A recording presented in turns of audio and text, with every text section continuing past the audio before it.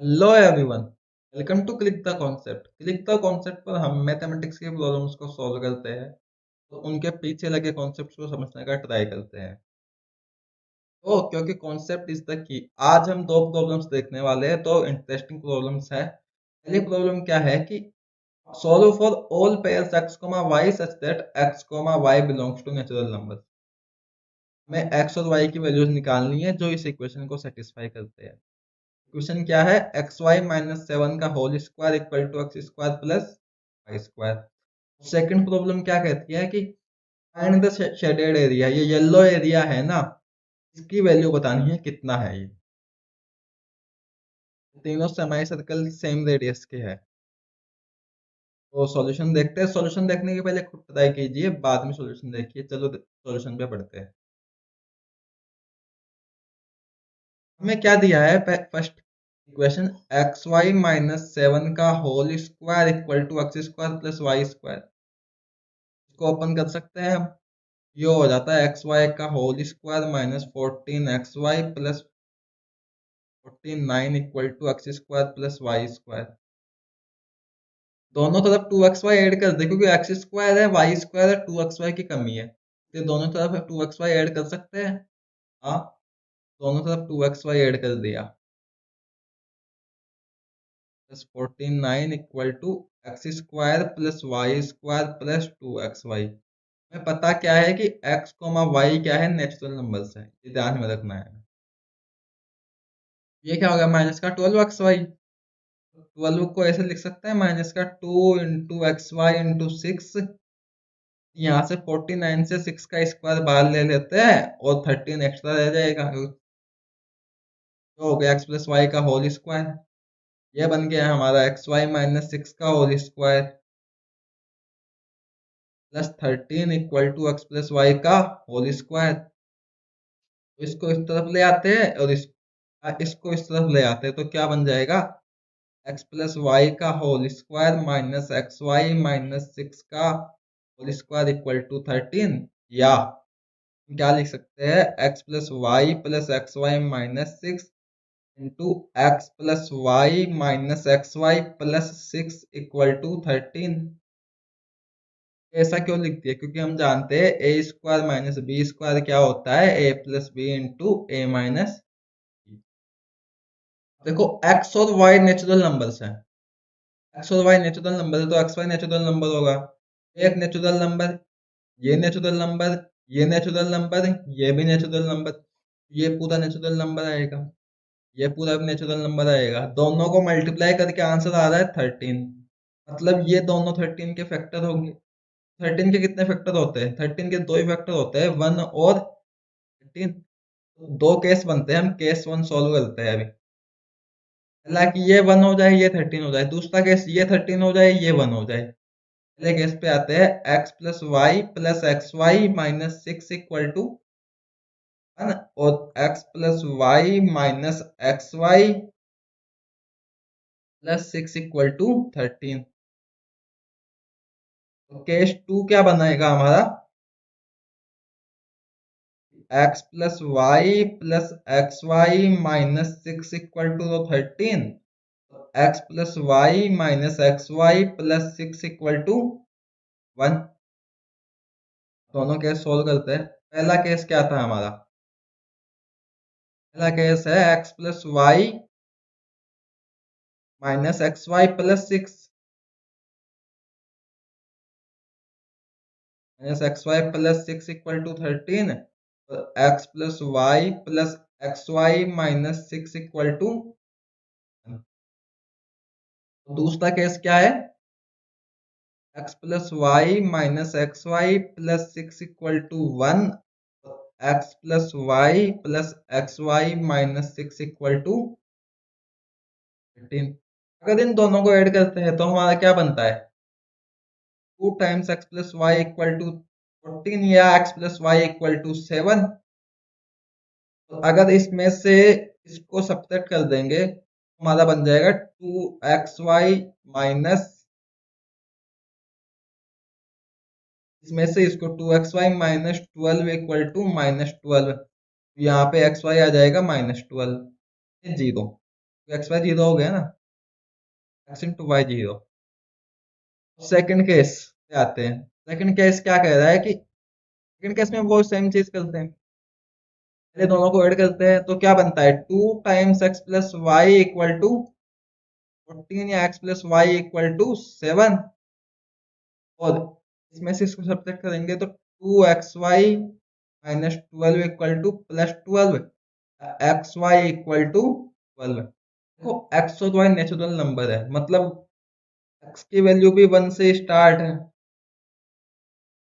y की value भी 1 से स्टार्ट है, दोनों का मल्टीप्लिकेशन कभी जीरो आ सकता है, मतलब ये तो इम्पॉसिबल हो गया, मतलब ये केस तो क्या हो गया, इम्पॉसिबल। केस वन तो हमारा इम्पॉसिबल हो गया, हो ही नहीं सकता केस वन तो। अब सेकंड पे आते हैं। x plus Y equal to 7 है, एक्स वाई इक्वल टू 12 है, यहाँ से y equal to 7 minus X लिख सकते हैं। इसमें सब्स्टिट्यूट करते हैं तो x into 7 minus X equal to 12, या X square minus 7x plus 12 equal to 0। इसके फैक्टर हो जाते हैं x minus 4 into X minus 3 equal to 0, या यहाँ से आ जाता है x इक्वल टू 4 और x इक्वल टू 3। अगर x इक्वल टू 4 होगा तो y equal to 7 minus X 3, यहाँ पे y equal to 7 minus X 7 minus 3 4, यहाँ से इसके अंदर ये वैल्यूज पुट कर दी हमने। तो हमारे सॉल्यूशन क्या क्या आ गए, 4,3 एंड 3,4। अब बढ़ते हैं दूसरी प्रॉब्लम पर। दूसरी प्रॉब्लम कहती है कि हमें शेडेड एरिया का, शेडेड रीजन का एरिया बताना है। तो हमें क्या दिया है कि एक सेमी सर्कल है,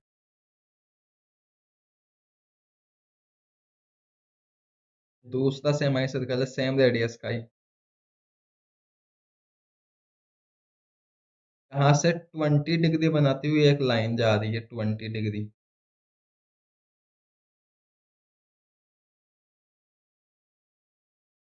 एंगल कितना दिया है, 20 डिग्री। यहाँ पे ये एक सेमी सर्कल बना दिया। हमें कौन से एरिया का रीजन पूछा है, येलो में था ना, येलो में बना देते हैं। इस एरिया का रीजन पूछा है, तो मैं इस एरिया को देखो क्या लिख सकता हूँ, ये पूरा एरिया रेड वाला,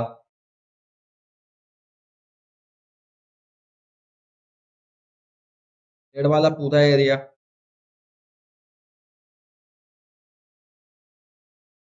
माइनस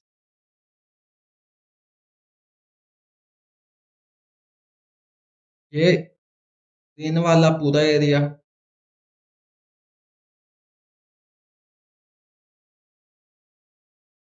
माइनस ग्रीन। लेकिन देखो ग्रीन हमने रेड में से सब्ट्रैक्ट किया, तो ये एक एक्स्ट्रा एरिया और सब्ट्रैक्ट कर दिया। ये एक्स्ट्रा एरिया कितना है, इसको चलो ब्लू से दिखा देते हैं, इसको ऐड करना पड़ेगा दोबारा से, प्लस वाला एरिया। तो एक बात बताओ, ये तीनों सेमी सर्कल एक दूसरे के आइडेंटिकल है, तो ये रेड एरिया और ग्रीन एरिया एक जैसा हुआ या नहीं, अगर मैं इसको दोबारा से बनाऊं इस डायग्राम को, तो ऐसा है कुछ डायग्राम, डायग्राम बनाया रहा हूं मैं, ऐसा है कुछ डायग्राम। हमारा ग्रीन एरिया ये है ना, ग्रीन एरिया ये है, और रेड एरिया कैसा है, दोनों सर्कल्स के बीच में। तो सिमेट्री से क्या कह सकते हैं हम कि रेड एरिया और ग्रीन एरिया तो बराबर हो गया, हमारा क्या हो गया, रेड इक्वल टू ग्रीन हो गया। रेड और ग्रीन तो एक दूसरे से कट गए, तो हमारा आंसर क्या आ जाएगा, ब्लू, यानी कि शेडेड एरिया हो गया ब्लू एरिया। ब्लू एरिया का तो डायरेक्ट फॉर्मूला है, ब्लू एरिया क्या है, देखो ब्लू एरिया एक सेक्टर है ना, ब्लू एरिया तो कैसा है, एक सेक्टर है, इसका एंगल कितना है, 20 डिग्री है। इसकी रेडियस आर दी हुई है हमें, तो इसका फॉर्मूला तो डायरेक्ट होता है, या क्या होता है, pi r square theta theta बटा 360 60। थीटा की वैल्यू हमें कितनी पता है, 20 डिग्री। पाई आर स्क्वायर 20/360, या pi r square upon 18 answer. Shaded area क्या आ गया हमारा, साइड से लिख देता हूँ, शेडेड एरिया क्या आ गया हमारा, पाई आर स्क्वायर अपॉन 18। अब मान लो आर की वैल्यू 1 2 कुछ भी जो होगी वो हो जाएगी।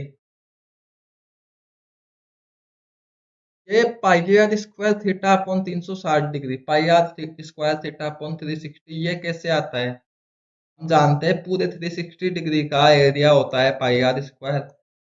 वन का एरिया हो जाएगा pi r square upon 360 degree, तो 20 थीटा डिग्री मान लो, थीटा डिग्री का एरिया क्या हो जाएगा, pi r square theta upon 360 degree.